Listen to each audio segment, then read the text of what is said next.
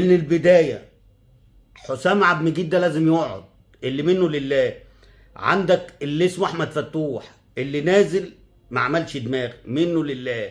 وعندك اللي اسمه عبد الله السعيد، منه لله.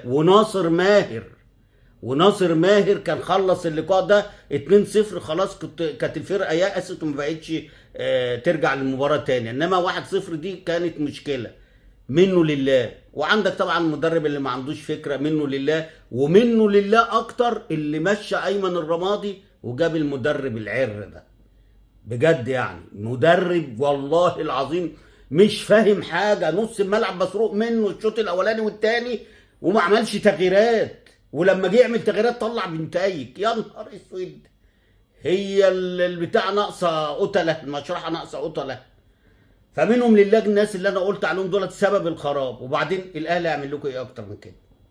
يعني النادي الاهلي يعمل لكم ايه؟ خسر امبارح، تصدر بقى انت النهارده وانهي الفتره ديت لغايه ما تعيد حساباتك بقى وتبدا تظبط لعيبتك والمصابين يرجعوا والكلام ده. لا، لازم تعكنن على الجماهير بتاعتك، لازم لعيبه الزمالك والمدرب يعكننوا على جماهيرهم.